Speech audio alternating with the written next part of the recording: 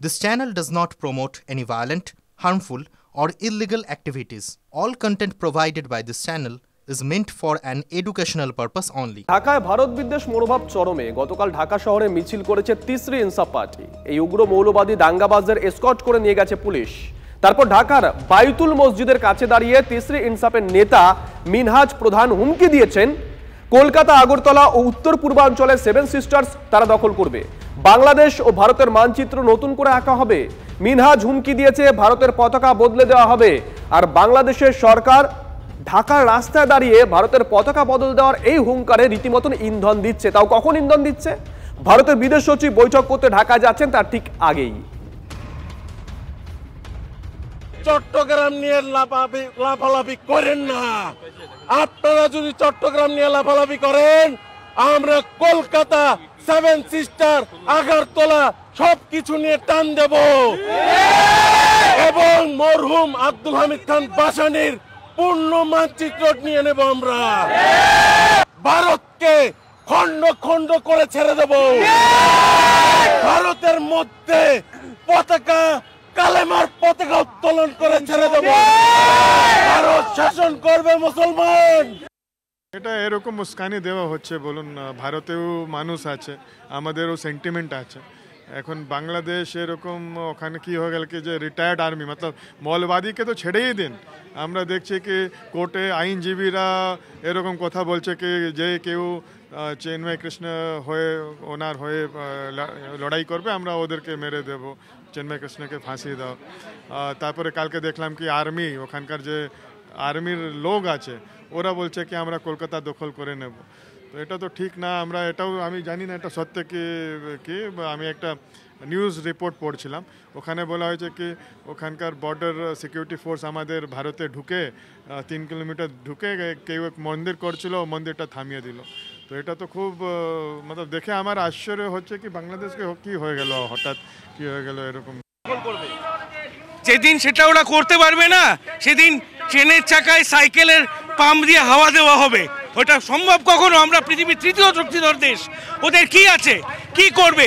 কিনেছে তো 12খানা drone, 6খানা active হবে। ওই নিয়ে আমাদের সঙ্গে লড়াই করে পাগল। ওদেরকে আমরা পাত্তা দিই না। তবে হ্যাঁ, আমরা দাঁড়িয়েছি জেনেভা কনভেনশনের জন্য। সেটা যদি না হতো বুঝিয়ে দিতাম হিন্দু পেটানো কাকে বলে। আর এই গোটা পরিস্থিতি নিয়ে আমরা কথা বলেছিলাম বিজেপির রাজ্য সভাপতি সুকান্ত মজুমদারের সঙ্গে। তিনি কি বলেছেন আপনাদেরকে শোনাবো। এর পাশাপাশি দীপাঞ্জন চক্রবর্তী, প্রাক্তন এনএসজি কর্তা, তার সঙ্গে আমাদের কথা হয়। কি বলেছেন তিনি শুনুন। এবং বাংলাদেশের পরিস্থিতি অত্যন্ত ভয়ঙ্কর এবং যে পরিস্থিতির মধ্যে দিয়ে বাংলাদেশি হিন্দুরা যাচ্ছেন সেটা সত্যি আমাদের জন্য হৃদয় বিদারক। এবার বিষয়টি হচ্ছে যে ধমকি চমকিগুলো ভারতবর্ষের জন্য আসছে সেগুলোকে আমার মনে হয় এদের সেই ক্ষমতাও নেই এবং যারা দিচ্ছেন তারা তো কোনো সরকারি পদে নয়, তারা কেউ প্রাক্তন আর্মি, তাদের কোনো আইডিয়াও নেই। 4 দিনে কলকাতা দখল করার কথা বলছে, হাতের মোয়া নাকি এরা বোঝে না। কলকাতায় বাংলাদেশের আর্মির জন্য কলকাতা সিভিক ভলেন্টিয়ারই যথেষ্ট, তারাই আটকে দেবে বাংলাদেশের আর্মিকে। ভারতবর্ষের সৈন্য শক্তি সম্পর্কে তো কোনো আইডিয়া নেই। পৃথিবীর 4র্থ বৃহত্তম সৈন্য শক্তি ভারতবর্ষে।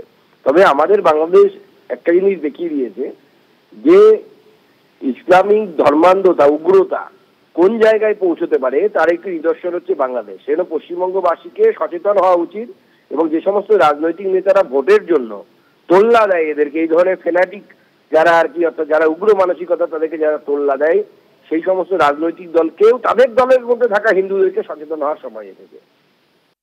কয়েকজন বৃদ্ধ মানুষ এ সমস্ত কথাবার্তা বলছেন, তো ওদের যে পেস মেকার গুলো লাগাতো না, সেগুলো কিন্তু কলকাতা থেকে লাগিয়ে নিয়ে গেছে। আগে ওই পেস মেকার গুলো খুলে ফেরত দিই।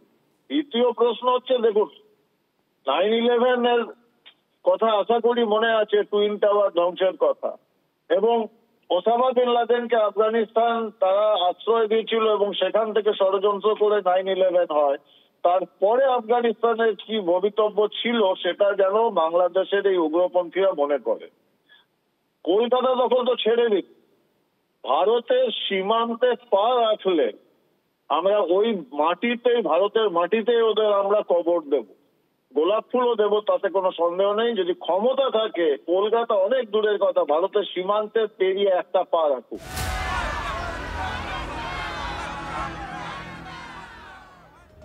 শুভজিৎ, বাংলাদেশ তো অশান্ত, একের পর এক হিন্দু নিপীড়ন হচ্ছে এবং জ্বলছে সেখানকার ধর্মীয় স্থান থেকে শুরু করে সাধারণ মানুষজন, অর্থাৎ হিন্দুদের পরিবার, তাদের বাড়িঘর, সেই ছবি তো আমরা দেখাচ্ছি। কিন্তু গেদে সীমান্ত, সেখানে আতঙ্কে রয়েছেন বাসিন্দারা, কারণ যখন তখন অনুপ্রবেশ ঘটতে পারে আশঙ্কার স্থানীয়রা। এবং পেট্রাপোল সীমান্তে সেখানকার কি ছবি, আমাদের প্রতিনিধি আমাদের সঙ্গে রয়েছেন দীপঙ্করের সঙ্গে সরাসরি কথা বলবো। দীপঙ্কর, পেট্রাপোল সীমানা, সেখানকার সাধারণ মানুষজন তারা কি বলছেন, কতটা আতঙ্কের মধ্যে রয়েছেন অনুপ্রবেশকারীদেরকে নিয়ে?